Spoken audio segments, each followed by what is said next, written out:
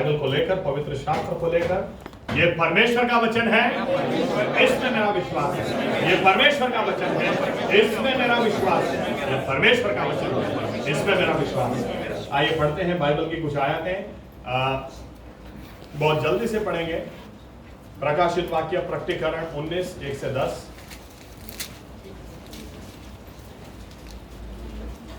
The book of revelation, सबसे आखिरी पुस्तक, चैप्टर 19 वर्सेस 1-10। તે પછી આકાશમાં મોટા જનસમૂહના જેવી મેં મોટી વાણી સાંભળી. તે બોલી કે હાલેલુયા, આપણા દેવને તારણ, મહિમા તથા પરાક્રમ છે, કારણ કે તેના ન્યાય ચુકાદા સત્ય તથા યથાર્થ છે. કેમ કે જે મોટી વેશ્યાએ પોતાના વ્યભિચારથી પૃથ્વીને ભ્રષ્ટ કરી તેનો તેણે ન્યાય કર્યો છે અને પોતાના સેવકોના લોહીનો બદલો તેની પાસેથી લીધો છે. ફરીથી તેઓએ કહ્યું કે હાલેલુયા, અને તેનો ધુમાડો સદા સર્વકાળ ઉપર ચડે છે. ત્યારે 24 વડીલોએ તથા 4 પ્રાણીઓએ દંડવત પ્રણામ કરીને રાજાસન પર બેઠેલા દેવની આરાધના કરીને કહ્યું, આમેન, હાલેલુયા. પછી રાજાસનમાંથી એવી વાણી થઈ કે આપણા દેવના સર્વ સેવકો તેનાથી પીનારા, નાના તથા મોટા, તેની સ્તુતિ કરો. મોટા જનસમૂહના જેવી તથા ઘણા પાણીના પ્રવાહ જેવી તથા ભારે ગર્જનાઓના જેવી વાણીને એમ બોલતી મેં સાંભળી કે હાલેલુયા, કેમ કે હવે સર્વશક્તિમાન પ્રભુ આપણો દેવ રાજ કરે છે. આપણે આનંદ કરીએ તથા બહુ હર્ષ પામીએ અને તેને મહિમા આપીએ, કેમ કે હલવાનના લગ્નનો દિવસ આવ્યો છે અને તેની કન્યાએ પોતાને તૈયાર કરી છે. ओके, ये इसके ऊपर आज का हमारा संदेश है। कन्या ने अपने आप को तैयार किया है। आमीन। मेमने की शादी का वक्त आया है, लेकिन कन्या ने अपने आप को तैयार किया है। आगे। તેને તેજસ્વી, સ્વચ્છ તથા બારીક શણનું વસ્ત્ર પહેરવા દીધું છે. તે બારીક શણનું વસ્ત્ર સંતોના ન્યાયી કૃત્યો રૂપ છે. વળી તે મને કહે છે કે હલવાનના લગ્ન જમણમાં આવવાનું જેઓને આમંત્રણ આપવામાં આવ્યું છે તેઓને ધન્ય છે. એમ તું લખ. તે મને એમ પણ કહે છે કે આ તો દેવના ખરા વચનો છે. ત્યારે તેનું વંદન કરવાને હું તેને પગે પડ્યો, પણ તેણે મને કહ્યું કે જોજે એવું ના કરતો. હું તો તારો તથા ઈશુને સાક્ષીને વળગી રહેનારો તારા ભાઈઓનો સાથી દાસ છું. દેવની આરાધના કર, કેમ કે ઈશુ વિશેની સાક્ષી તો પ્રબોધનો આત્મા છે. आइए प्रार्थना करें। हमारे जीवित परमेश्वर, धन्यवाद इस वचन के लिए। ये वचन आपके हैं। हमारी प्रार्थना है प्रभु यीशुआ, जब आपने ये वचन हमें दिए हैं, इन वचनों के द्वारा हमसे बात भी करें, हमसे व्यवहार भी करें। पवित्र आत्मा को आप हम पर उंडेल दें, ताकि पवित्र आत्मा ये वचन की सच्चाई में हमें लेकर जाए और सच्चाई प्रभु यीशु हमें मुक्त कर दे। हम आपकी ओर हमारी नजर लगाते हुए ये प्रार्थना और विनती करते हैं कि प्रभु यीशु आप बोलें, क्योंकि हम आपको सुनना चाहते हैं। ये हमारी प्रार्थना प्रभु यीशु मसीहा के नाम से हम करते हैं। आमीन। धन्यवाद प्रभु यीशु। बैठ सकते हैं। क्योंकि नेक्स्ट संडे मुझे एक नया सब्जेक्ट स्टार्ट करने की इच्छा है, प्रेयर के ऊपर ही, लेकिन क्योंकि नेक्स्ट संडे शायद ब्रेक हो सकती है, इसलिए मैं सोच रहा था क्या वचन दूं, कौन सी बात आज के लिए रखूं। तो बहुत कम लोग रुशेल और पिंकी की सगाई में थे। वहां पर जो जेपी साहब ने संदेश दिया था उसी तरह का संदेश है, लेकिन हम सबके लिए बहुत जरूरी है। यहां पर ऐसा लिखा है, वरराजा ने अपने आप को तैयार किया है। वो तो उसकी तैयारी की बात ही नहीं है। शादी का वक्त आ गया है। क्या लिखा है? शादी का वक्त आ गया और वरराजा की शादी है, लेकिन कन्या ने अपने आप को तैयार किया है। आमीन। समझने के लिए हम यहूदी कुछ रीति रिवाज को समझना चाहते हैं। पहली बात कि यहूदी रीति रिवाज को समझना इसलिए जरूरी है क्योंकि ये हम जो वचन पढ़ते हैं, ये बाइबल, पवित्र शास्त्र, परमेश्वर का वचन, ये दुनिया में 2 तरह की फिलसफी है, ग्रीक फिलसफी और हिब्रू यहूदी फिलसफी। और कई बार हमें बाइबल समझने में गड़बड़ी हो जाती है क्योंकि हमारी सोच ये ग्रीक फिलसफी से प्रभावित होती है। एक उदाहरण देता हूं कई सारी बातें बाइबल में इसलिए हमको समझ में नहीं आती है, तो कुछ और ही समझ में आता है। मत्ती 6 में लिखा है, जिसकी आंखें ठीक नहीं है उसके जीवन में कितना बड़ा अंधकार है, यानी नजर सारी नहीं। अब नजर ठीक नहीं होना, ये हिब्रू में दूसरा ही मतलब निकलता है, कंजूस होना।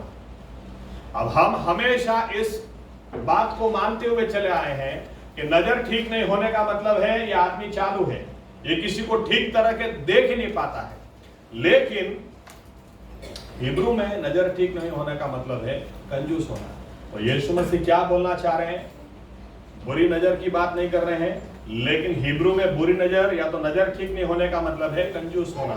जो आदमी सही में कंजूस है, जो नंगे को देखकर उसको कपड़ा उसको आंखों से दिखता ही नहीं है किसी की क्या तकलीफ है, किसी की क्या जरूरियात है, कौन सी तकलीफ में मर रहा है, पीड़ा में है, अगर ये आपकी आंख देख नहीं सकती, आपका हाथ उस व्यक्ति की ओर बढ़ता ही नहीं, तो प्रभु यीशु का वचन है उसके जीवन में बहुत बड़ा अंधकार है। इसलिए यहूदी फिलसफी को समझना जरूरी है, तो ही बाइबल में सही प्रकाश मिलता है। इसलिए जब शादी की बात आती है तो शादी की बात के लिए भी यहूदी रीति रिवाज को हम समझना चाहते हैं, क्योंकि मत्ती 25, मेरे पास इतना टाइम नहीं है, लेकिन मत्ती 25 शॉर्ट में बताता हूं। मत्ती 25 बाइबल के बड़े बड़े विद्वानों को इतना मैंने क्या क्या बोलते हुए सुना है। 10 कुमारिका थी, 10 मूर्ख थी, 10 होशियार थी और 10 मूर्ख थी। इनके बाद तेल कम हो गया, पवित्र आत्मा कम हो गया। ये वो पवित्र आत्मा, अरे पवित्र आत्मा तेल अगर हो तो किधर से बाइबल ऐसा बताती है वो बाजार से खरीद के ले आ सकती है, किधर से मिलते हैं? तो इसके लिए भी लोग बनावट करते हैं। पेंटिकोस्टल सेवक ऐसे बहुत सारे निकल गए जो पैसा लेकर प्रार्थना करते हैं, पैसा लेकर हाथ रखते हैं, ये तेल को बेचने वाली बात हो गई। अरे भाई, यहूदी रिवाज को जो समझते हैं उनको समझ में आएगा यीशु मसीह क्या बोलना चाह रहे हैं। जो लड़की की शादी तय की जाती है, लड़का उस लड़की को तैयार करने के लिए 10 कुमारिकाओं को रखता है, कबारी लड़कियों को रखता है। उसको बेहतर से बेहतर तैयार करो, और अगर उसको तुम अच्छी तरह से तैयार करोगे तो तुम सोच भी नहीं सकते इतना इनाम तुम्हें दूंगा। तो वो लोग कई बार हफ्ता या तो 10 दिन पहले से लड़की के घर चले जाते हैं, उसको अच्छी तरह से हर तरीके से उसको शादी के लिए अच्छी तैयार करना है। लेकिन क्योंकि ये दूल्हे ने भेजी है, ये दूल्हे की ओर से है, इसीलिए जब कहा जाए कि दूल्हा शादी करने के लिए आ रहा है, इसके ऊपर बाद में मैं बताता हूं, ये अचानक से आता है, हमारे जैसा नहीं होता है। न्योता सबको भेजा है, ग्रीटिंग कार्ड में 12 तारीख को सुबह 9 बजे शादी, ऐसा नहीं होता है, अचानक बात आती है। बताता हूं उसके बारे में। लड़कियों के लिए जगह तय की जाती है, इस जगह पर मिलेंगे और वहां से हमारे साथ तुमको जाना है। टाइम कितना भी हो सकता है, जैसे मैंने कहा कोई टाइम फिक्स नहीं होता है। और इसीलिए अगर रात हो गई तो जो लड़की की मशालें जलती हैं वो निशानी है कि अभी भी वो वरराजा की राह देख रही है, मुझे इनाम मिलेगा कि नहीं, इनाम मिलेगा कि नहीं, मुझे इनाम चाहिए। तो बाकी 5 मूर्ख निकली, इन्होंने ज्यादा तेल लिया ही नहीं, ये सोचा शाम के पहले या तो रात तक तो आ ही जाएगा ना दूल्हा, कहां जरूरत है। लेकिन दूल्हे को तो और देरी हुई, इसमें इनका तेल खत्म हो गया। बात इतनी ही है, इतनी ही बात है, सिर्फ यीशु मसीह आ रहे हैं, किसी भी टाइम आ सकते हैं, आप तैयारी करें, बस सिंपल बात है। आमीन। इसमें तेल पवित्र आत्मा है ना, ये वो है ना वो है, ऐसी कोई बात नहीं है, सिंपल। आमीन। तो इसीलिए यहूदी रीति रिवाज को समझना जरूरी है। इसके ऊपर से एक बात आपके बीच में मैं लाता हूं कि बाइबल कहती है, पहले तो देखिए शादी किसकी होती है? जिसकी सगाई हुई। आमीन। शादी से पहले सगाई। यूसुफ और मरियम के बारे में भी क्या लिखा है? जब मरियम गर्भवती हुई तो यूसुफ और मरियम की शादी नहीं हुई थी, लेकिन सगाई जरूर दोनों की हो चुकी थी। आमीन। यहूदी रीति रिवाज में सगाई, शादी से पहले जब सगाई होती है तो सगाई किस तरह से होती है? जब लड़का जाता है लड़की के घर और सगाई जब की जाती है तो सगाई के समय वो एक बात बोलकर उस घर से बाहर निकलता है। यहूदी रिवाज में शादी की तारीख तय नहीं होती, सगाई की तारीख तय की जाती है। इस दिन को सगाई, इस दिन को सगाई, लेकिन शादी कब होगी ये इस पर तय होता है जब लड़का उधर से खड़ा होकर निकलता है। लड़का ये बोल के जाता है, अब मैं तुम्हारे लिए घर बनाऊंगा, और जिस दिन वो घर बन जाएगा, ज्यादातर उसके नेक्स्ट मंगलवार को शादी फिक्स। यहूदी लोग उस जमाने में ज्यादातर मंगलवार को शादी करते थे। हमारे जैसा सोमवार, मंगलवार, बुधवार ऐसा नहीं होता है। उन्होंने 7 हफ्ते के दिनों को नाम से ही पकड़ के रखा है जो बाइबल में लिखा, पहला दिन, दूसरा दिन, तीसरा दिन। इसलिए आप उदाहरण के तौर पर यूहन्ना पढ़ेंगे, यूहन्ना 2 अध्याय, यीशु मसीह ने जिस शादी में बड़ा काम किया, ऐसा लिखा हफ्ते के तीसरे दिन यानी मंगलवार। उनके लिए सोमवार मंगलवार नहीं है, पहला दिन, दूसरा दिन, तीसरा दिन, चौथा दिन, 7वां दिन, पहला दिन, दूसरा दिन, तीसरा दिन, ये उनके नाम है। तो अगर गुरुवार को घर का काम खत्म होगा, तुरंत इंफॉर्मेशन जाएगी, लड़की को बोलो रेडी रहे, मंगलवार को शादी। एकदम से, और रिश्तेदारों को भी हो सके इतना फास्ट बताया जाता है ताकि साबात जैसे ही खत्म हो, रविवार से वो मुसाफरी स्टार्ट कर दे, ताकि सोमवार तक, रविवार और सोमवार उनको मिले, या तो शनिवार शाम को 6 बजे के बाद जब साबात खत्म हो जाए वो निकल लें, ताकि मंगलवार तक आ जाए, मंगलवार को शादी। तो शादी किस बात पर होती थी? लड़के ने घर बनाया या नहीं। आजकल तो सब चलता है, अरे मान जाना, पहले कर ले फिर देखेंगे। वो जमाने में ऐसा नहीं था, यहूदी रिवाज ऐसा नहीं है। पहले लड़की के लिए अलग व्यवस्था करो, उसके बाद ही शादी की बात करो, उसके बाद ही शादी सगाई करने के लिए आओ। उसको रखोगे किधर, खिलाओगे क्या, रखोगे कौन से बात, सब पहले उसको दिखाओ। कोई आश्चर्य की बात नहीं। मैंने इसलिए कहा यहूदी रिवाजों को अच्छी तरह से जानना इसलिए जरूरी है क्योंकि यीशु मसीह की भी यही भाषा है। यीशु मसीह ने अपने चेलों से कहा, मैं जा रहा हूं पिता के पास घर तैयार करने के लिए, तुम्हारे लिए घर तैयार करने के लिए। आमीन। तो हमारे लिए क्यों यीशु मसीह जाएंगे घर तैयार करने के लिए? क्योंकि जिस दिन हम उद्धार पाए उस दिन हमारी सगाई हुई यीशु मसीह के साथ। आमीन। मैंने पिछले रविवार को कहा था, फिर से कहता हूं, यहां पर जब लोग संसार में युद्ध की तैयारी कर रहे हैं, स्वर्ग शादी की तैयारियां कर रहा है। आमीन। किसकी शादी है? हमारी है। क्या लिखा है? वो तो रेडी है, कन्या ने अपने आप को तैयार किया है, यानी शादी के लिए हमें अपने आप को तैयार करना है। आमीन। ओके, यहूदी रिवाज ये था। और एक लड़का उस दिन खड़ा होकर निकलेगा, लड़के की साइड से फिक्स रहता था, शादी तो मैं तुझसे ही करूंगा। अब लड़के की साइड से फिक्स ही रहेगा क्योंकि वो घर बना रहा है, दिन रात काम कर रहा है, एक ही उद्देश्य से, ये कर दूं ताकि उसके साथ में इतना जल्दी शादी कर सकूं। 2 साल, 3 साल, 4 साल भी कई बार लग जाते। उस जमाने में तो आज के जैसा भी नहीं था कि लड़की व्हाट्सएप पे मैसेज करे और कितना टाइम लगेगा, क्या लगता है, और लड़का मैसेज करे 6 महीना जैसा लगता है। लाइट का काम बाकी है, बाकी सब हो गया है। वो जमाने में तो ऐसा कुछ नहीं था। और मैं आपको ये भी कह दूं, बहुत मुश्किल होता है, बहुत मुश्किल होता है जब सगाई हो जाए और शादी की तारीख तय नहीं हो। हमारे में ऐसा नहीं होता। शादी, सगाई हो गई तो शादी की तारीख का अंदाजा दे दिया जाता है, 3 महीना, 4 महीना, 5, 6 महीने में हो जाए। लेकिन जब सगाई हो गई हो और पता ही ना हो कि शादी कब होगी, वो टाइम बहुत मुश्किल होता है। आमीन। याद रखना, हमारी शादी यीशु मसीह के साथ होने वाली है, लेकिन मैंने कहा शादी उसी की होगी जो पहले सगाई की, यीशु मसीह ने जिसके साथ सगाई की होगी। आमीन। क्रिश्चियन परिवार में पैदा होने से सगाई नहीं हो जाती है। यीशु मसीह के आगे जो झुका है, जिसने अपने गुनाहों को कबूल किया है, यीशु मसीह के लहू में जो नहाया है, उसकी सगाई प्रभु यीशु के साथ हुई है। उसका नाम, जिसका नाम जीवन की पुस्तिका में लिखा गया है, उसके साथ उनकी सगाई, जिसके साथ सगाई हुई उसके साथ शादी होने वाली है। आमीन। सबकी नहीं।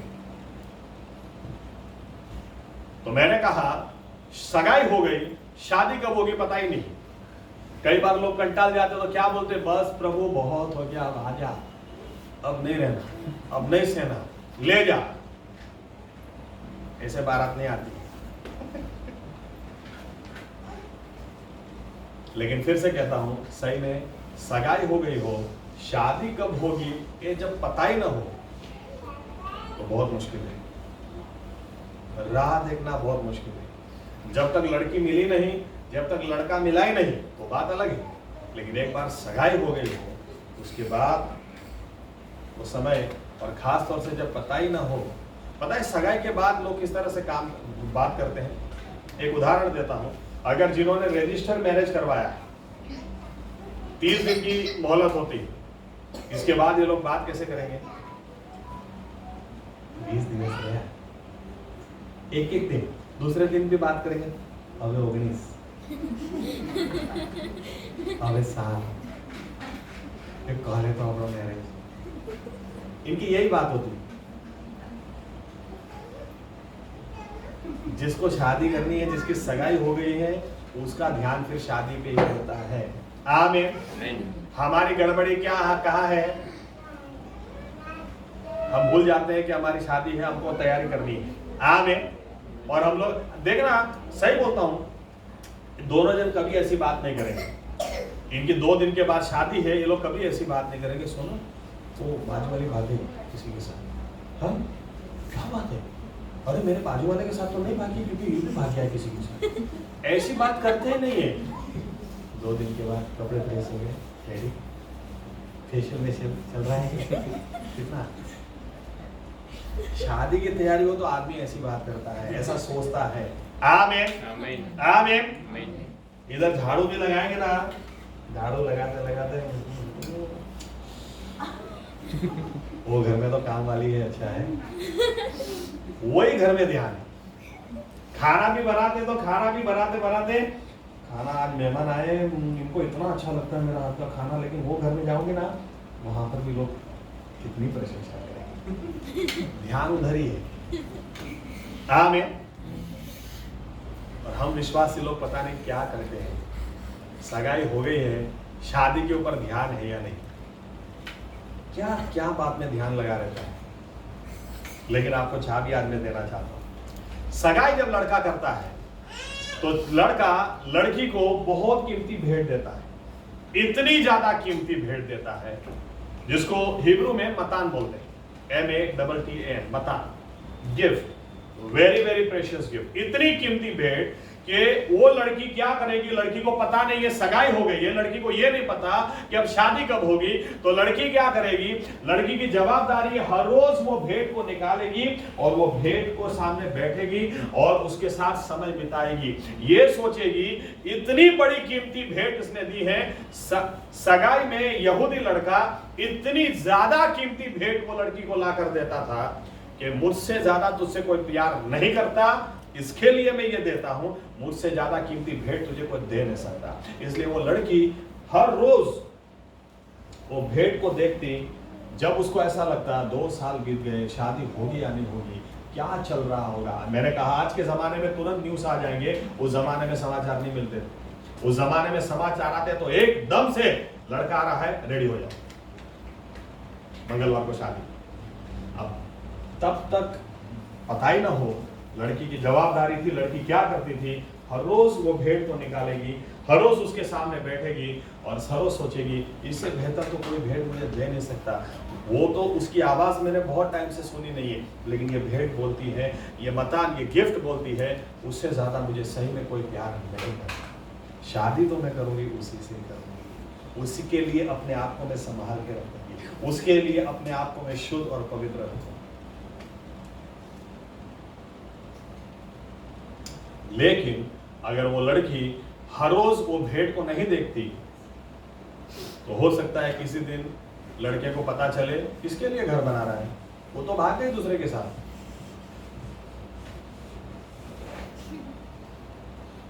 यही होता है। यहूदी रिवाज में लड़का फिक्स है, वो तो लड़की के लिए ही घर बना रहा है, लड़की के लिए ही उसका फोकस उसके लिए व्यवस्था कर रहा है, तो वो तो कभी शादी तोड़ने वाला नहीं। शादी तोड़ेगी तो लड़की, तोड़ सकता है कोई तो लड़की। इसीलिए यीशु मसीह ने जिस दिन हमारे साथ सगाई की ना, बात खत्म हो गई। यीशु मसीह तो हमारा वरराजा फिक्स है, हम अंत तक कन्या बने रहेंगे या नहीं ये हमको देखना है। आमीन। अगर ये रिश्ता कोई तोड़ सकता है, यीशु मसीह कभी नहीं तोड़ेंगे, हमारे साइड से टूट सकता है। हमको इसलिए अपने आप को रेडी रखना है या करना है। आमीन आमीन। उस जमाने में और एक नियम था, कई बार लड़का लड़की के हाथ में मतान कीमती भेंटों के अलावा 10 सिक्के रखता था। शादी के दिन उसको दिखाना है। शादी के दिन अगर लड़की जो लड़के ने दिया वो नहीं दिखा पाएगी तो लड़का तुरंत बोलेगा तू मुझसे इतना प्यार कहां करती है, तुझे मेरी गिफ्ट की कोई वैल्यू ही नहीं, मैं तुझसे शादी कर ही नहीं सकता। वो उसी दिन शादी के दिन वो मना कर देगा। उतना ही नहीं, वो लड़की से दूसरा कोई शादी नहीं करेगा। इसीलिए बाइबल में लिखा है, लूक 15 में एक औरत थी, उसके 10 सिक्के में से एक सिक्का खो गया तो पूरे घर को झाड़ू लगाया, एक सिक्का मुझे ढूंढना ही है। और जब मिल गया तो ऐसा लिखा है आजू बाजू में सबको इकट्ठा कर कर पार्टी दी। अब हम जब पढ़ते तो हमको सोचना चाहिए एक सिक्का का क्या इंपॉर्टेंस है, और एक सिक्का मिल भी गया तो दूसरों को पार्टी देने की कहां जरूरत है। लेकिन ये यहूदी रिवाज था, एक सिक्का मेरी शादी तोड़ सकता है, एक सिक्का मुझे हमेशा के लिए कबारी छोड़ देगा, बेइज्जत करके छोड़ देगा। वो लड़के ने मुझे दिया, मुझे उसको ढूंढना ही पड़ेगा। वो ढूंढेगी और जब मिल जाएगा तो वो खुश, मेरी शादी होगी। शादी के दिन वो ऐसा नहीं बोल सकती 9 तो है, छानो मानो आदमी तो पाछी आओगे, अब शू 10-10 कर 9 तो अच्छा चल बोल देगी, एक नी कैंडी खाई ना की। यहूदी रिवाज में नहीं चलेगा। जो दिया वो शादी के दिन दिखाना है कि आपके लिए सही में जिससे सगाई हुई उसकी दी हुई भेंटें कितनी कीमती है। आमीन। और इसीलिए 3 बातें मैं आज आपके सामने लाके रखता हूं। हमारे भी जिस दिन हमने यीशु मसीह को जीवन दिया, हमने प्रभु यीशु मसीहा को जिस दिन अपना उद्धारकर्ता, अपना प्रभु, अपना सब कुछ स्वीकार किया, उस दिन उद्धार के दिन प्रभु यीशु ने भी हमको 3 भेंटें दी, 3 मतान दिए। अगर उनको हम हर रोज देखते रहेंगे तो हम अपने आप को एवरीडे शादी के लिए तैयार करेंगे।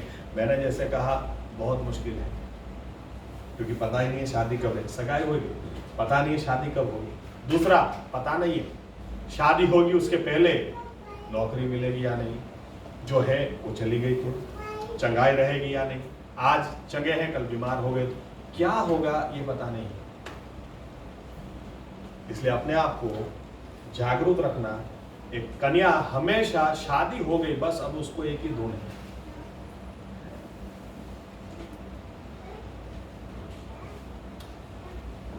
चलो अंडा खाते हैं, नहीं पास्टर क्यों, अरे अंडे से है ना मेरे को खील निकल आते हैं और मेरी शादी होने वाली, चेहरा बिगड़ जाए, मुश्किल से तो ट्रीटमेंट कराइए। देखो लड़की की नजर शादी पे रहती, सगाई हो गई शादी पे नजर रहती। आमीन। हम विश्वासी लोग भी अगर हमारी शादी की ओर नजर लगाएंगे ना तो हमको सिखाना नहीं पड़ेगा, हमको पता ही चलेगा ये मुझे करना चाहिए, ये नहीं करना चाहिए, ये मुझे बोलना चाहिए, ये मुझे नहीं बोलना चाहिए। आमीन। सबसे पहली बात उद्धार के दिन देखे, सबसे पहली आशीष प्रभु यीशु या सबसे पहली भेंट मतान कौन सा प्रभु यीशु ने दिया? रोमनों की पत्री 6 और 23, द बुक ऑफ रोमन्स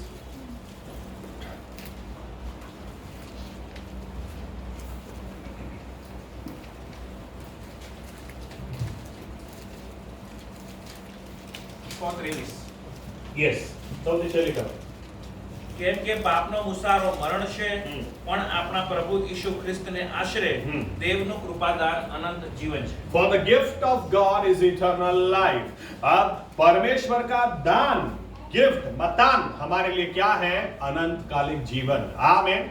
अगर आप अच्छी तरह से बाइबल पढ़ेंगे आपको एक बात पता चलेगी, अलग अलग कारण से लोग यीशु मसीह के पास आते हैं। कोई चंगाई प्राप्त करने के लिए आया, कोई शांति प्राप्त करने के लिए आया, कोई पैसों के कर्जे से परेशान हो गया, इसके लिए प्रभु यीशु के पास आया। कोई किसी की शादी नहीं हो रही, वो कारण से। आप देखें 4 सुसमाचार पढ़े, अलग अलग कारण से लोग यीशु मसीह के पास आए। आमीन। अलग अलग कारण से आए लोग, आप और मैं भी कोई अलग अलग कारण से यीशु मसीह के पास गए। मैं यीशु मसीह के पास गया, एक मेरे लिए ये कारण था, मुझे जीने की कोई इच्छा ही नहीं थी। मैं खुदकुशी करने की कोशिश में कर चुका था और मुझे जीने की कोई इच्छा नहीं थी। उस वक्त अगर आप मुझे मिले होते तो आपको पता चलता कि आज कई लोग ऐसे बोलते हैं, इनको तो सिर्फ हा हु आता है, हंसना ही आता है और कुछ आता ही नहीं। उस समय आप मुझे मिले होते तो आपको पता चलता मैं हंस भी नहीं पाता था। कोई शायद गुदगुदी कर देना तो भी मुझे हंसी नहीं आती थी। जिंदा लाश की तरह मैं घूमता था, बस यही सोचता था कि क्या, मतलब मुझे 3 शौक, बड़े बड़े शौक थे। सबसे पहले पिक्चर देखने का, फर्स्ट डे फर्स्ट शो देखने का। वो कितना भी आजकल तो चलता नहीं ऐसा, उस टाइम पे तो ब्लैक में टिकट नहीं है देखने का, मतलब देखने का तो बोलना कितना पैसा चाहिए, लेकिन ये देखना है। पिक्चर देखने का शौक मेरा चला गया। ये होटल में खाना, वो होटल में खाना, वो शौक खत्म हो गया। नए नए कपड़े चाहिए, वो शौक खत्म हो गया। बस खाली जिंदा लाश की तरह में घूमता है। मुझे अभी भी याद है, डॉक्टर के पास मुझे ले जाया गया था। सब रिपोर्ट्स निकाले, डॉक्टर ने कहा कुछ नहीं, सब रिपोर्ट तो अच्छे हैं लेकिन टेंशन बहुत है। मैं डॉक्टर को बताऊं तो कैसे बताऊं कि मुझे एक ही बात का टेंशन है, मुझे एक और दिन क्यों जीना, मैं जीना ही नहीं चाहता हूँ, किसके लिए मैं जीऊँ, क्यों जीऊँ। मैं यीशु मसीह के पास आया, मुझे शांति चाहिए। मेरा दिल बहुत टूटा हुआ था, मैंने बहुत शराब खाए थे, मनहूस, ये वो ऐसा है वैसा है। मैं सिर्फ इसलिए यीशु मसीह के पास आया, थोड़ा प्यार मिल जाए, हृदय थोड़ा ठीक हो जाए। मुझे पता नहीं था, बाइबल कहती है उस दिन उसने जरूर उद्धार दिया, जरूर गुनाहों की माफी दी, लेकिन बाइबल बताती सीधा ही अनंतकालिक जीवन दे दिया। वो तो लेने के लिए गया ही नहीं था मैं, वो लेने के लिए आप नहीं गए होंगे, क्योंकि हर व्यक्ति जो यीशु मसीह के पास शुरू में जाता है वो या तो चंगाई के लिए जाता है, शांति के लिए जाता है, वचन का कुछ अच्छा ज्ञान मिलेगा, कुछ जानने को मिलेगा, कोई न कोई अलग अलग कारण से जाता है। लेकिन देखें, जिस दिन हमारी सगाई होती है उसी दिन सबसे पहला वरदान प्रभु यीशु क्या देते हैं? अनंतकालिक जीवन दे देते हैं। आमीन। आपने कभी सोचा ही नहीं होगा आप 1 रुपया लेने जाओ और सामने करोड़ों करोड़ों का चेक आपको मिल जाए। ये ऐसी कुछ बात हो गई। अनंतकालिक जीवन बोलते किसको हैं? वही परमेश्वर ने ऐसा भी नहीं कहा देखो आज अपनी सगाई हो गई और अनंतकालिक जीवन मैं तुम्हें कुछ वर्षों के बाद दूंगा, ऐसा लिखा है नहीं। पाप की कमाई मृत्यु है, लेकिन पाप की कमाई मृत्यु के बीच में प्रभु यीशु मसीहा ने आकर हमारे जीवन में हमें उद्धार की भेंट दे दी। हालेलुया। हर रोज आप सोचें, हर रोज इस भेंट को निकालना। जो लोग भूल जाते हैं कि प्रभु यीशु ने किस तरह से उन्हें उद्धार दिया, जो लोग पीछे चले जाते हैं, या तो यूं कह दूं ये लड़की शादी के पहले किसी और के साथ भाग गई, इसका सीधा ही मतलब है कि ये उद्धार को भूल गई, अपने उद्धार को, यीशु मसीह को भूल गई। यीशु मसीह ने उनके जीवन में क्या काम किया, किस तरह से गुनाहों की माफी दी, लोग भूल जाते हैं। भूल इसलिए जाते हैं क्योंकि ये हर रोज अपने उद्धार के बारे में नहीं सोचते। लड़की को अगर उसी लड़के से शादी करनी है और लड़के को भी यही लड़की चाहिए, तो लड़का क्या करेगा? ऐसी भेंट देगा जो दूसरा कोई दे नहीं सकता। यीशु मसीह ने जो उद्धार की भेंट हमें दी और कोई नहीं दे सकता। बाइबल कहती है आसमान में, पृथ्वी के, आसमान के नीचे, पृथ्वी के ऊपर दूसरा कोई नाम है नहीं जो उद्धार दे सके। यीशु मसीह के अलावा उद्धार कोई दे ही नहीं सकता। आप कितने भी मूर्तियां जो लो और कितने भी दावे करने वाले लोग आप देख लो, यीशु मसीह जैसा कोई नहीं मिलेगा। अगर आप उद्धार के बारे में सोचेंगे, अनंतकालिक जीवन के बारे में सोचेंगे, और कोई नहीं दे सकता। आप हर रोज अगर उद्धार के बारे में सोचेंगे ना, एक ही आवाज अंदर से आएगी, शादी तो मैं यीशु मसीह से ही करूंगी, क्योंकि इतनी इससे बड़ी भेंट मुझे और कोई नहीं दे सकता। आमीन, आमीन। अगर आप हर रोज आपके उधार के बारे में सोचेंगे ना, जो उधार के बारे में नहीं सोचते इसलिए नम्र नहीं रहते, इनके दिल पत्थर के हो जाते हैं।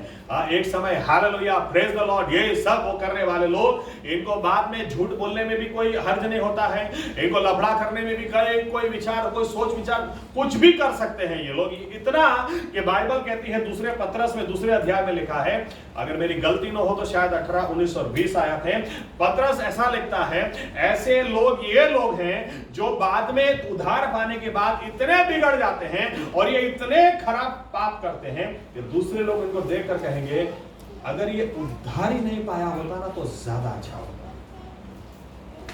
विश्वासी लोग सही में ऐसे हो जाते हैं, लेकिन मैं आपको कहूं कौन हो जाएगा, वो जो सगाई के दिन जो शादी की तैयारी नहीं करेगा, जिसकी नजर शादी के ऊपर नहीं होगी, और शादी की तैयारी कोई कर ही नहीं सकता अगर वो इस मतान, इस भेंट को, उद्धार की अनंतकालिक जीवन की भेंट को हर रोज नहीं देखेगा, इसके बारे में अगर नहीं सोचेगा। आमीन। आप सोचेंगे ना, आपको आश्चर्य होगा किस तरह से यीशु मसीह ने आपको बनाया, किस तरह से उसको आपको बचाया। मैं अहमदाबाद कभी लाइफ में छोड़ूंगा, मैं कभी सोच भी नहीं सकता, कभी भी मैं नहीं सोच सकता था कि मैं कभी अहमदाबाद छोड़ूंगा। मेरा सब कुछ दिल दिमाग जो बोलो अहमदाबाद बस। मुझे कई बार लोग पूछते हैं कि सूरत में खाने के बाद आपको इतना तो पता चला होगा कि अहमदाबाद से अच्छा खाना सूरत में मिलता है। मारे केव पड़े तारू कपाट। जिसने अहमदाबाद में खाया हो उसको किधर भी अच्छा नहीं लगेगा। सूरती लोग बड़ी बड़ी हाँक सकते हैं सूरत में हमारा ये खाना ना वो, लेकिन जिसने अहमदाबाद में खाया हो उसको पता है। लेकिन हम और आप आज इस समय बड़ौदा में बैठे हैं। अगर आप सोचेंगे किस तरह से परमेश्वर ने एक को इधर से उठाया, एक को इधर से उठाया, एक को इधर से उठाया, अगर आप आपके उद्धार के बारे में सोचेंगे आपको आश्चर्य होगा। आपको सही में, अगर आप हर रोज थोड़ा उद्धार के बारे में सोचेंगे, आपको सही में अंदर से आवाज आएगी, शादी तो मैं यीशु से ही करूंगा, इतना प्यार मुझे कोई नहीं करता, मेरे लिए पूरे संसार को उल्टा पुल्टा करने वाला दूसरा कोई नहीं, यीशु मसीह ही है। इससे बड़ी भेंट और कोई दे नहीं सकता। आमीन। जिस दिन मैं घर से खुदकुशी करने के लिए निकल गया था, मैंने तय कर लिया था आज मुझे खुदकुशी करनी है, आज मेरे घर पे मेरी डेड बॉडी जाएगी, बस खत्म करना, आज बात को खत्म ही करना है। जो लोग अहमदाबाद का थोड़ा सा नक्शा जानते हैं, उस समय एक्वेरियम जो था, मच्छी घर, उसके बराबर सामने एक पानीपुरी वाला खड़ा रहता था, बस वहां पर हम दोस्तों की हमारा अड्डा था। रात को 12 बजे, 1 बजे, 1:30 बजे उधर ही बैठना। लेकिन जिस दिन मैं खुदकुशी करने के लिए घर से निकला, मैं बाल वाटिका के सामने गया, वहां पर जाके बैठा और सोचने लगा किस तरह से मैं मरूं, लेकिन आज मरना तय है। हर रोज सुबह एक ही ख्याल आता था, क्यों आज के दिन में जीऊं किसके लिए। मम्मी डांटती रहती थी, पापा बात नहीं करते थे, मेरी बहन भी कोसती रहती थी, तेरे से तो मेरी दूसरी सहेलियों को देख, उनके भाइयों को देख, अपनी बहन का कितना ख्याल करते, क्यों जीने का, किसके लिए जीने। और मैं ये सोचता था अगर मैं मर जाऊंगा मेरे घर में शांति आ जाएगी, बस मरना ही है। लेकिन वहां पर काकरिया में सोचा अगर पानी में कूद गया तो कोई ना कोई बचा लेगा। तैरना नहीं आता है लेकिन कोई बचा लेगा। इससे अच्छा मैंने तय कर लिया मैं रेलवे स्टेशन जाऊंगा मणिनगर, और रेलवे स्टेशन पटरियों पर चलते चलते चलते आगे जाऊंगा, जब ट्रेन आती होगी एकदम से सर डालूंगा, खत्म बात। हाथ पैर कट जाए और मैं बच जाऊं ऐसा मुझे जीना नहीं, खत्म ही करो, सर अलग धड़क, खत्म।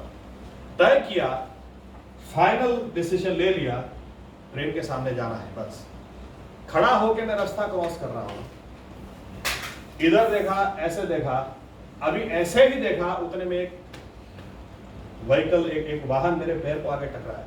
मेरे इतना गुस्से में देखो, ठंडा हो गया। लूना था, लूना पर मेरी बहन थी और उसकी सहेली सेजल, और एकदम से मैं ठंडा हो गया। कहा सेजल तू तो आती नहीं, घर पे मिलती नहीं है।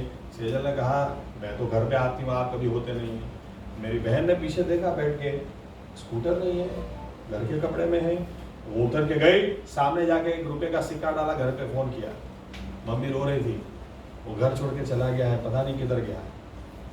तुरंत बोला इधर खड़ा है, किसी को भेज। मम्मी ने तुरंत चाचा के लड़के को बोला, पीछे वो 2-3 दोस्तों को लेके आ गया। चलो चाची घर बुला दी। मैंने कहा मैं थोड़ा काम से निकला हूँ, मैं काम खत्म करके फिर आता हूँ। नहीं, चाची ने बोला अभी घर आना है। नहीं नहीं नहीं, मेरे को थोड़ा काम है यार, ऐसे थोड़ी घर से निकला, मुझे काम है।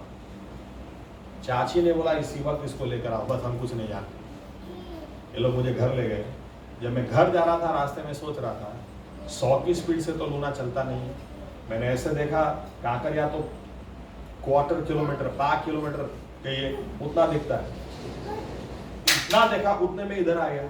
अगर मैं बैठा होता और अगर लूना निकलता मेरी बहन का, तो मैं उसको रोकने नहीं वाला था, मैं उसको बुलाने नहीं वाला था। ऐसा कैसे हो सकता है कि उसी वक्त जब मैं रास्ता क्रॉस कर रहा हूँ, उसी वक्त वो लूना मुझे आकर टकराता है? ऐसा कैसे हो सकता है?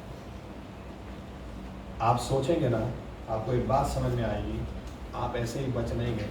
मैं जब घर जा रहा था, मैं सोचने लगा कोई तो है जिसने मुझे बचाया है। नहीं तो आज तो तय था, खत्म थी आज बात। क्यों बचाया, किस लिए बचाया? अगर आप हमेशा उद्धार के बारे में सोचेंगे ना, आप हमेशा एक ही आवाज दिल से निकलेगी, यीशु मसीह से ही मैं शादी करूंगा और किसी की पूजा, किसी की आराधना में कभी नहीं करूंगा। आमीन। उसने मुझे किस तरह से बचाया। बाइबल कहती है, मैं सच में कहता हूं, मैं अनंतकालिक जीवन को नहीं खोज रहा था, मैं अपने टूटे दिल की हल को खोज रहा था। मुझे पता ही नहीं था यीशु मसीह की आवाज मुझे सुनने को मिलेगी, मुझे पता ही नहीं था वो मुझे गले लगाएंगे, मुझे पता ही नहीं था कि वो मुझे अनंतकालिक जीवन, उसी दिन उद्धार के दिन मुझे अनंतकालिक जीवन है। हर रोज सोचे, हर रोज सोचे, ये मतान है, ये भेंट है परमेश्वर ने उद्धार के दिन हमको दी है।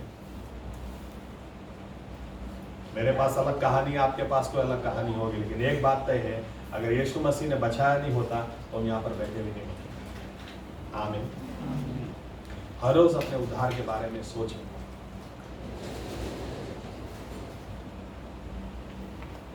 इजरायली लोग रास्ते में भूल गए, 3 दिन मिस्र में अंधेरा होता था, इजराइल में नहीं होता था। इजराइल में फिर भी सूरज निकलता था। इजराइल यानी इजरायली लोग जा रहे थे गोशेन में, वहां पर फिर भी सूरज निकलता था, रात को चांद निकलता था। भूल गए। रास्ते में यही लोग इतनी हद तक परमेश्वर के कामों को भूल गए कि मूसा को मारने के लिए पत्थर उठा लिए। ऐसा व्यक्ति कितना, ऐसा कैसे कोई बदल सकता है? बदलेगा, क्योंकि वो शादी की तैयारी नहीं कर रहा है, और शादी की तैयारी कर ही नहीं रहा है क्योंकि अपने उद्धार को देख ही नहीं रहा है। उद्धार के दिन अगर हम जानते हैं हमारी सगाई हुई, उस दिन प्रभु यीशु ने हमको अनंतकालिक जीवन दिया। आमीन। उसके बारे में सोचें। ये भेंट है, अगर इस भेंट को वो औरत नहीं निकालेगी तो पता नहीं क्या क्या सोचेगी। इसको निकालो, ये शादी की तैयारी है। आमीन। दूसरी भेंट पढ़ते हैं, प्रेरितों के काम 2 और 38। प्रेरितों के काम 2 और 38।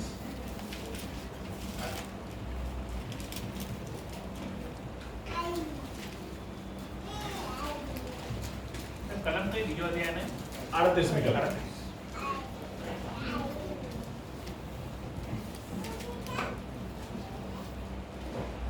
ત્યારે પિતરે તેઓને કહ્યું કે પસ્તાવો કરો અને ઈસુ ખ્રિસ્તને નામે તમારામાંનો દરેક બાપ્તિસ્મા પામો કે તમારા પાપનું નિવારણ થાય અને તમને પવિત્ર આત્માનું દાન મળશે. And you shall receive the gift of the Holy Spirit. मतान, Holy Spirit. उद्धार के साथ दूसरी बात जो जुड़ी हुई है, पवित्र आत्मा का दान, पवित्र आत्मा की भेंट, gift of the Holi spirit. आमीन। कितनी सारी बार पवित्र आत्मा तो मिल गया, पवित्र आत्मा मिलने के बाद लोग चर्च में आते हैं, यहां पर आके इनको याद आता है कि हमको अन्य भाषा में बोलना है। नहीं, वो भेंट हर रोज निकालनी है, हर रोज आपके सामने होनी चाहिए, हर रोज उसका इस्तेमाल करना है। एफएसी 1 और 13 में लिखा है, पवित्र आत्मा से उसने हमें मुद्रांकित किया है। पवित्र आत्मा का बपतिस्मा यही कारण है जिसकी वजह से हम बोल सकते हैं जो मुझ में है संसार में जो उससे बड़ा है। आमीन। आमीन। ये हमको दिया गया, इसीलिए दिया गया ताकि हम शादी के लिए तैयारी करें। आमीन। आमीन। मेरा कहने का मतलब क्या है, देखिए एक लड़का अपनी सोच से उत्तम कीमती से कीमती भेंट देता है, ये सोचकर इस घर बनाने में मुझे 2 4 साल 5 साल निकल जाएंगे तो भी ये लड़की कहीं भी नहीं जाएगी, लेकिन वो तो सांसारिक लड़का है। लेकिन बाइबल का यीशु मसीह, बाइबल बताती है वो आरंभ से अंत जानने वाला परमेश्वर है, वो राजाओं का राजा प्रभुओं का प्रभु है। उसको पता है कि अगर उद्धार की ओर जो नजर लगाएगा वो मिस्र से कनान जाएगा। उसको पता है जो कोई पवित्र आत्मा इस्तेमाल करेगा जानेगा। कई बार हम विश्वासी लोगों को अविश्वास भी आ जाता है, सही में मैं स्वर्ग में जाऊंगा या नहीं, स्वर्ग सही में मेरी इतनी कमजोरियां हैं, इतनी अधूराइयां हैं। लेकिन जो जानता है मेरी अधूराइयां हो, कमजोरियां हो, लेकिन मोहर तो मुझ पर ही उसने मारी है। आप मुद्रांकित करेला छे, એવું લખ્યું છે, છાપ મારી છે એટલે આ મારો છે, આ મારી છે, ये मेरा है, ये मेरी है। यानी अगर परमेश्वर ने मुद्रा मारी है तो हमारी अधूराइयां हो, कमजोरियां हो, कुछ भी हो, स्वर्ग में कौन जाएगा? वही जिसके ऊपर परमेश्वर ने मुद्रा मारी है, जिसको कहा मेरा है, मेरी है। आमीन। खाली चर्च में आके अन्य भाषा मत बोलो, चर्च में आके ये मत सोचो कि पवित्र आत्मा से मुझे मुद्रांकित किया गया है। आपको हर रोज वो भेंट निकालनी है, क्योंकि हम नहीं जानते, सही में नहीं जानते कि हमारी शादी कब होगी। ये हम जानते हैं कि सगाई हमारी हो चुकी है। आमीन। लेकिन इसके ऊपर ज्यादा नहीं बोलता हूं, क्योंकि कुछ रविवार पहले ही 2-3 संदेश इसके ऊपर दिए हैं। तीसरी बात क्या है, सबसे इंपॉर्टेंट, सबसे ज्यादा इंपॉर्टेंट मैं कह सकता हूं, सबसे कीमती भेंट वो परमेश्वर का वचन है। आपको पता है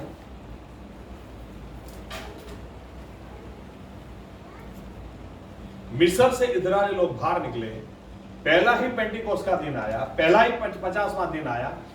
बाइबल कहती है परमेश्वर ने मूसा को ऊपर बुलाया, खुद अपने हाथों से लिख के दिया है। मूसा ने लिखा है, परमेश्वर ने खुद अपने हाथों से लिख के दिया है। पढ़ना बाइबल अच्छी तरह से। अगर परमेश्वर ने खुद कुछ लिख के दिया हो, ये सिर्फ परमेश्वर का वचन है। पूरे बाइबल की बात नहीं करें, तोरा की बात करें। परमेश्वर ने मूसा से कहा ऊपर आ, चलो एक आयत पढ़ा। लोग इस तरह से देख रहे हैं, तो घर पे बाइबल पढ़ते भी हैं कि नहीं पता नहीं पढ़ते तो पढ़ना शुरू करो, पढ़ो।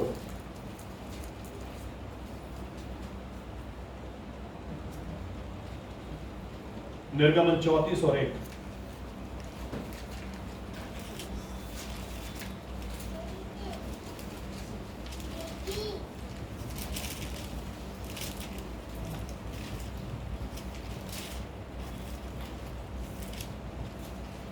અને યહોવાએ મૂસાને કહ્યું કે પહેલીના જેવી 2 શિલા પાટીઓ તારે વાસ્તે ઘડ અને તારાથી ભાંગી ગયેલી પાટીઓ પર જે શબ્દો હતા તે હું આ પાટીઓ પર લખીશ। हाँ, पहले भी परमेश्वर ने लिखा था। परमेश्वर ने क्या कहा, वापस अब लेकर आ। तूने उसको तोड़ दिया, गुस्से में डाल दिया। 32वें अध्याय में अब उसको लेकर आ, मैं तुझे अब लिख के दूंगा। आमीन।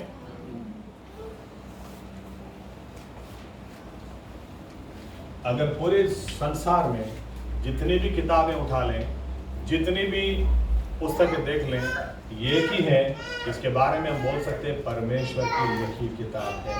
आमीन आमीन आमीन। This is the word of God. ये परमेश्वर का वचन है। इसके अलावा कोई भी पुस्तक, कोई भी बात दावे के साथ हम बोले नहीं सकते कि ये परमेश्वर का वचन है। सिर्फ बाइबल है जिसके बारे में परमेश्वर खुद बोलते हैं, मैंने तुझे लिख के दिया, तूने डाल दिया, चल वापस आ, मैं वापस लिख के दूंगा। परमेश्वर ने लिख के दिया है। आमीन। पहली लिखावट मूसा की नहीं थी, पहली लिखावट परमेश्वर की थी, खुद लिख के दिया है। आमीन आमीन। ये बाइबल, एक ही आयत पर मैं थोड़ा जोर डालूंगा। आइए देखते हैं एफएससी 5:26 और 27। एफएससी 5:26 और 27।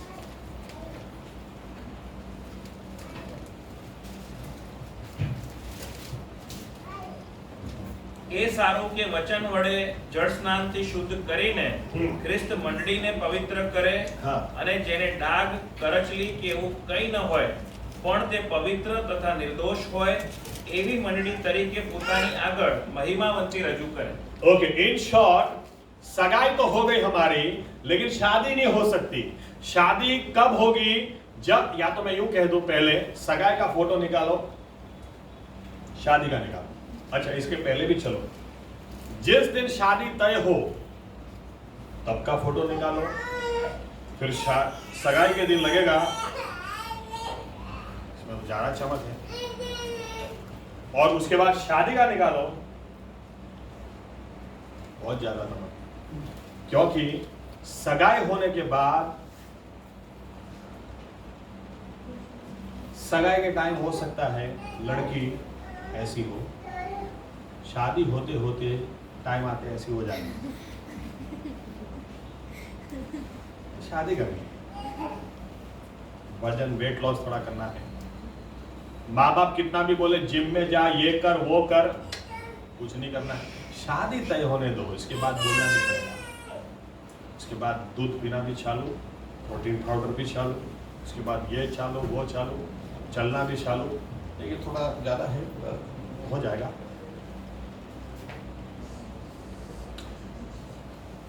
इसीलिए शादी के दिन हर लड़की बराबर मस्त लगती है. इसके बाद का ठिकाना नहीं, बाद में क्या होगा कोई गारंटी नहीं, लेकिन शादी के दिन बराबर. फिर देखो ऐसा भी हो सकता है, मैंने कहा शादी के पहले, शादी के टाइम और शादी के बाद.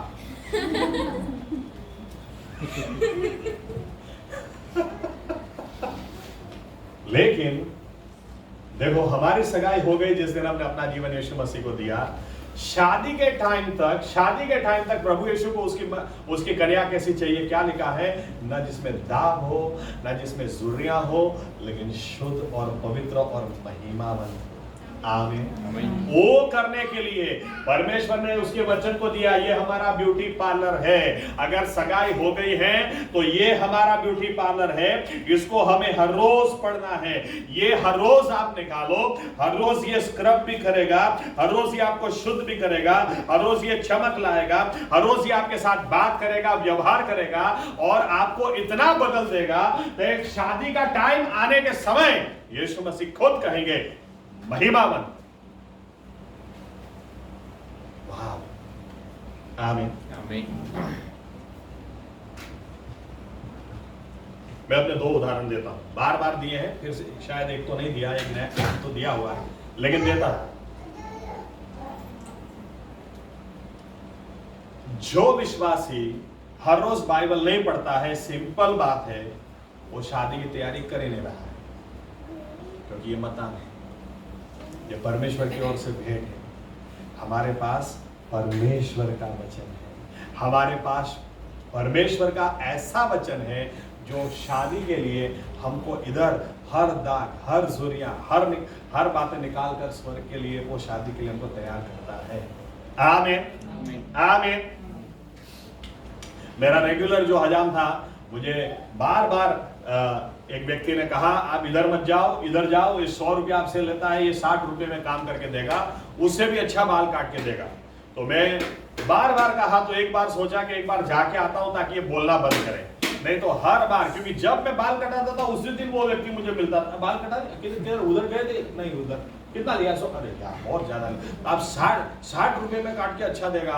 इसलिए आखिर में एक दिन मैंने सोचा अब तो मुझे उधर ही कटाने दो. गया उधर, बैठा, बाल अच्छे काट दिए. फिर मुझे बोला फेस मसाज करना है, टाइम तो है, कर दो. फिर उसने तो निकाला, स्क्रब निकाला, ये सब निकाला, करना शुरू किया. मुझे तो गुदगुदी हो रही है, हंसी आ रही है. उन्होंने कहा जल्दी करो है. और फिर मशीन निकाला, मसाज वगैरह, बराबर वाइब्रेटर चालू किया.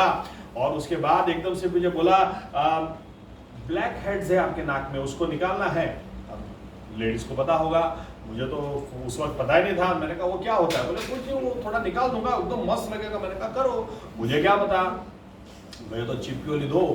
और वो उसने तो दबाने वो आंख में से आंसू बह रहे. मेरे को ऐसे वो कुर्सी में पकड़ के रखा, आंसू बह जा रहे. और वो अरे बाप रे, इतना दर्द. मैं आपको बता नहीं सकता, और हिल भी नहीं सकते, और वो इससे दबा के अरे छींक भी आने लगे। अगर मैं गलती नहीं कर रहा हूँ तो शायद मेरा तो नाक भी बहना शुरू कर दिया था, और ऐसे तो साफ भी नहीं कर सकते। वो कर मैं करता हूँ, आप चिंता मत करो, लेकिन वो साफ करने दो। मैं घर पे गया, पहले तो उधर से खड़ा हो गया, कितना पैसा देने का? 600 रुपया। 60 रुपए के लिए मैं तो इधर आया था। 600 रुपया उसको दिया। देने के बाद मैं घर गया, मेरी वाइफ एकदम से देख के बोलती है क्या करा, क्या है? चेहरा तो चमक रहा है। मैंने कहा 600 रुपया वसूल हो गया। और उसके बाद मैं ना धो के दूसरी जगह मुलाकात गया, एक जगह विजिट करने के लिए गया, तो मैं बैठा हूँ, मुझे जैसे ही देखा, घर में गया तो देखा ही नहीं, देखा कि गाली साहब आए, वो अंदर वो पानी लेने के लिए गए, जैसे पानी लेके आए, क्या किया साहब? अरे क्या चेहरा चमक रहा है। मैंने कहा 600 रुपये वसूल। हालेलुया, 600 रुपये वसूल हो गए। बोले क्या किया है? अरे मैंने कहा क्या नहीं किया, मुझे पता क्या किया है। मेरा कहने का मतलब यह है कि आपको सही में वो इतना दर्द भी होगा, गुदगुदी भी होगी, अलग अलग तरह की फीलिंग आएगी जब आप बाइबल को पढ़ेंगे। लेकिन ये है ना, ऐसा ब्यूटी पार्लर परमेश्वर ने हमको दिया है। हमारे स्वभाव में सुधार आना जरूरी है, दृष्टि में बदलाहट आना जरूरी है, हमारे जीवन में बहुत सारी बदलाहट जरूरी है। लेकिन बदलाहट किसके लिए जरूरी है? जिसकी सगाई हुई, शादी के लिए तैयारी करना उसके लिए जरूरी है। आमीन। वो कोई दूसरा फर्क नहीं लाने पाएगा जो सिर्फ परमेश्वर का वचन लाएगा। आमीन। जहां जरूरत होगी प्यार से बात करेगा, जहां जरूरत होगी हथौड़े के समान आपके ऊपर चलेगा, लेकिन ये वचन आपको स्वर्ग के लिए तैयार करेगा। आमीन। इसको हर रोज पढ़ना है। जब कोई व्यक्ति पढ़ता है तो खाली इसलिए, कई लोग तो किस लिए पढ़ते हैं पता है? क्योंकि मेरा फोन आया है, मैसेज भेजा, आज मैं आता हूं, आके पूछेंगे बाइबल पढ़ा के नहीं? पढ़ लो। इसके लिए नहीं पढ़ो, इसके लिए पढ़ो क्योंकि आपकी शादी के लिए आपका ब्यूटी पार्लर है। आमीन। आपकी शादी के लिए आपको तैयार करने के लिए आपकी ट्रीटमेंट है। आमीन।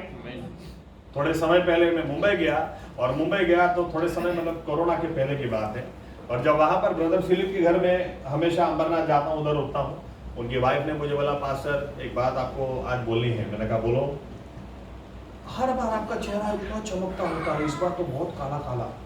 मैं खड़ा हो गया, मैंने कहा देखो अभी भी सोच लो, नहीं तो मैं ब्यूटी पार्लर में चला जाऊं। सोच लो।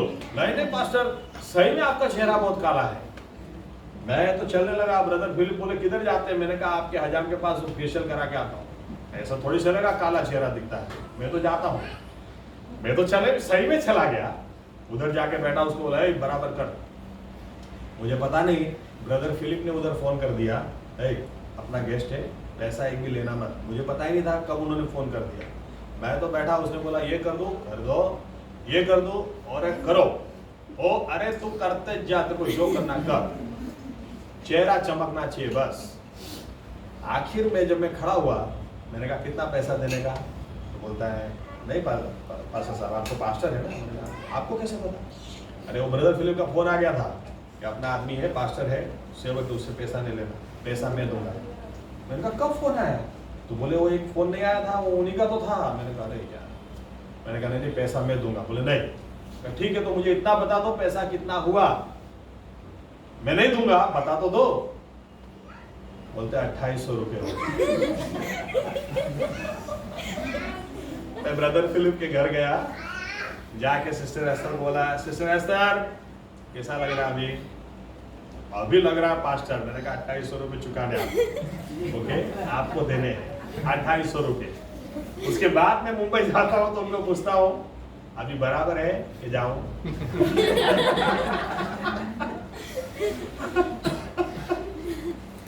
मेरा कहने का मतलब यह है, परमेश्वर ने उसका वचन हमको दिया, वचन रूपी जड़ स्नान बढ़े।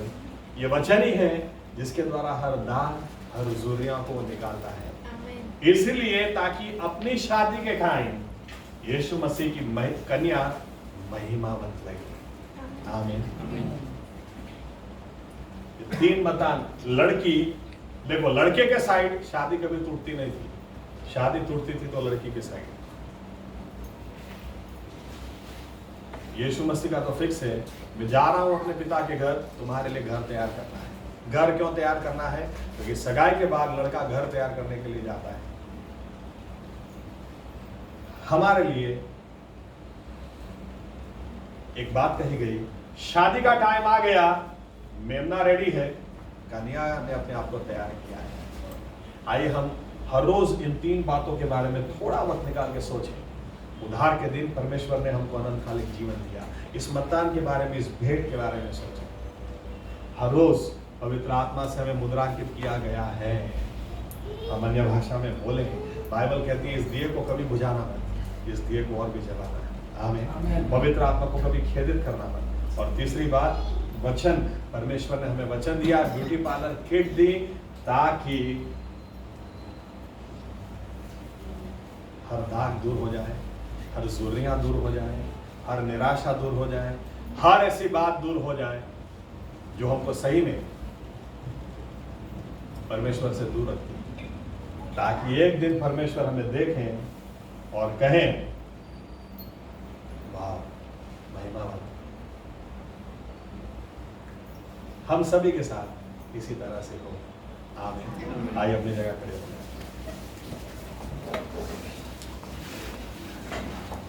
प्रार्थना करना चाहते हैं, निर्णय लेना चाहते हैं। सगाई हमारी यीशु मसीह के साथ हो चुकी है, लेकिन शादी तक अपने आप को टिकाए रखना बहुत जरूरी है। शादी तक अपने आप को शुद्ध रखना, पवित्र रखना जरूरी है। शादी तक अपने आप को विश्वास में बनाए रखना जरूरी है, क्योंकि आसपास इतने सारे प्रलोभन हैं, इतने सारे परीक्षाएं हैं, इतनी सारी बातें जो हमारा ध्यान खींच सकती है। लेकिन एक लड़की जानती थी कि अगर मैं हर रोज भेंटों की ओर देखूंगी, मेरा प्यार होने वाले पति से कभी कम नहीं होगा। पति भी, होने वाला पति भी जानता था, इतनी कीमती भेंट मैं इसको दूंगा, इससे बड़ी भेंट इसको कोई दे नहीं सकता। जो उद्धार प्रभु यीशु ने हमें दिया, उससे बड़ी भेंट कोई दे नहीं सकता। जो पवित्र आत्मा का दान दिया, ऐसा दूसरा दान और कोई दे नहीं सकता। जो परमेश्वर ने अपना वचन हमें दिया, ऐसा वचन और कोई दे ही नहीं सकता।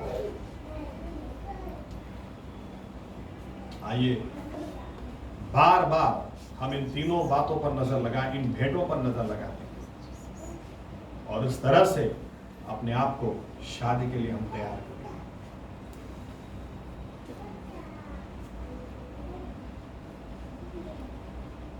हर रोज अपने आप को तैयार करें। संसार युद्ध के लिए तैयारी कर रहा, स्वर्ग शादी के लिए तैयारी कर रहा है। वो शादी यीशु मसीह की हमारे साथ, हमारी शादी, क्यों ना हम अपने आप को तैयार करें। कुछ भी क्यों ना हो, जिसकी शादी है वो लड़की जानती है, उसका ध्यान सिर्फ शादी पर होता है। वो सिर्फ और सिर्फ वहीं पर अपना फोकस, अपना लक्ष्य रखती है।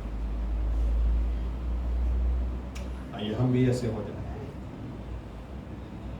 ऐसे होने के लिए प्रभु यीशु हम सभी की आप सहायता और मदद करें, क्योंकि सगाई हमारी आपके साथ हुई इसीलिए नहीं ये टूट जाए, इसीलिए हुई कि ताकि एक दिन आपके साथ शादी भी हमारी हो जाए। और वो हो, इसके लिए आपने ऐसी भेंट हमें दी है जो दुनिया का कोई आदमी दे नहीं सकता। इन भेंटों के ऊपर, उद्धार के ऊपर, पवित्र आत्मा के ऊपर और प्रभु यीशु मसीह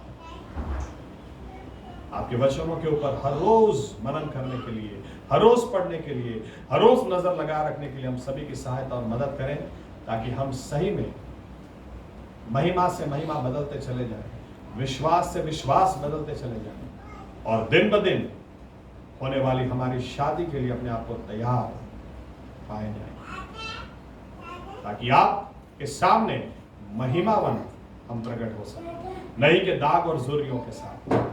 हमें जो करना है, आपने जो करना था किया, अब हमें जो करना है, कन्या को अपने आप को तैयार करना है। करने के लिए हम सभी की सहायता और मदद करें। ये हमारी प्रार्थना प्रभु यीशु मसीह के नाम से हम करते हैं। आमीन। धन्यवाद प्रभु यीशु। बैठ सकते हैं।